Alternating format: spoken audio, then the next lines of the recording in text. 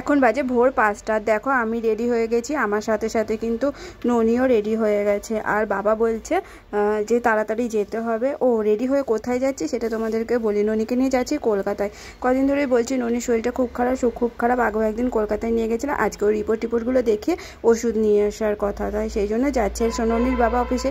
ওই জন্য আমি দাদার সাথে যাচ্ছি। দেখো দাদা বাইকে করে দিয়ে আসছে, দাদাও যাবে আমাদের সাথে কলকাতায়। তো সকালবেলায় এরকম তো বেরোনো হয় না, তো রাস্তাঘাট একদম ফাঁকা, ভীষণ ভালো লাগছিল সকালের হাওয়াটার। আজকের ওয়েদারটাও দারুণ সুন্দর ছিল, বেশ মেঘলা মেঘলা ওয়েদার ছিল। আর বলে দিই আজকে সোমবার, ভিডিওটা আমি অনেক দিন পরে আপলোড করছি। অ্যাকচুয়ালি ভিডিওটা আমি এডিটই করতে পেরেছিলাম না, কারণ ননির অনেকটা শরীর খারাপ হয়েছিল। বলছি কি হয়েছিল সেটা পরে বলছি। তো দেখো স্টেশনের রাস্তা, সবাই ট্রেন ধরার জন্য যাচ্ছে, যারা ট্রেন ধরবে তারাই বেরিয়েছে আমার ধারণা আর কি। বাদ বাকি লোকজন হয়তো ভেতরেই আছে, ঘরেই আছে, শুয়ে আছে। তো আমরা ট্রেনে উঠে পড়েছি, আর ট্রেনে উঠে একটা জায়গা নিয়ে বসেও পড়েছি। দেখেছো ননির কেমন হাই উঠছে।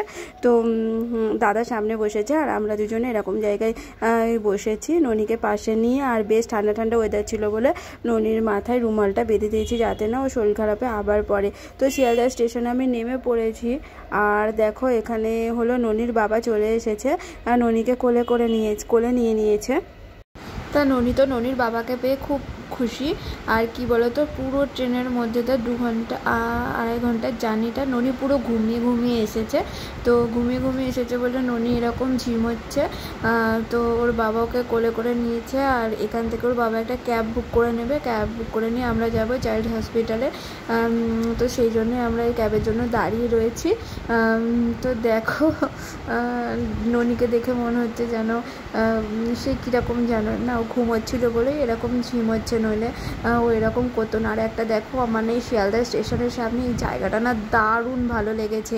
দেখো আকাশের মাঝে মানে ভারতবর্ষের পতাকা, কি সুন্দর, মানে অপরূপ সুন্দর। আমার যে এত সুন্দর লিখেছে না, চলো তোমাদেরকে শিয়ালদা স্টেশনটা একটু দেখিয়ে দিই।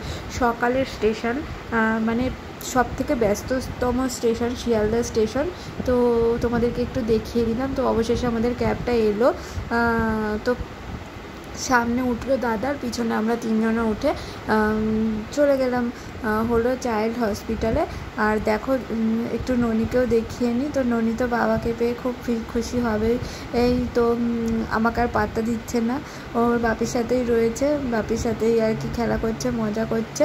তো আমরা হসপিটালে পৌঁছে গেছি, হসপিটালে বসেছি। আর এদিকে ননির বাবা গেছিলো রিপোর্টগুলো কালেক্ট করতে আর ডাক্তারের নাম লেখাতে। তো এখান থেকেই আমরা বসে রয়েছি। তো কিছুক্ষণ পরে ডাক্তার আসবেন বলেছেন, এসে ননির রিপোর্টও দেখবেন আর ননিকেও দেখবে, দেখে যা ওষুধ দেওয়া হবে। তো ডাক্তার দেখানো হয়ে যাওয়ার পরে আমাদের লেগে গেছিলো বেশ খিদে। তো বাইরে একটা জায়গায় আমরা বসে পড়েছিলাম, একটা চায়ের দোকানের সামনে। তো ননির বাবা দেখো আমাকে কি কিনে দিয়েছে। আমি বলেছিলাম কি টোস্ট খাবো, তো ননির বাবা আমাকে আবার সেই মানে ব্রেডের ওপরে মালাই টালাই দেওয়া সেই জিনিস কিনে দিয়েছে। তো সেটাই আমি খাচ্ছিলাম, ননি কিন্তু খাইনি। তো তারপরে আমরা আবার ননিকে নিয়ে উঠে পড়েছি ট্রেনে, এবার বাড়ি যাব।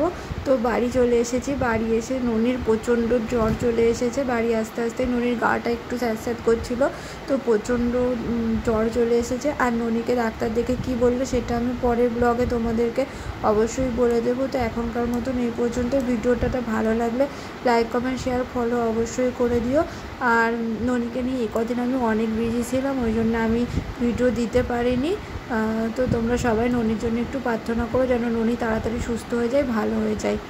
তো টাটা, বাই বাই। আবার পরে আসবো একটা নতুন ভিডিও নিয়ে।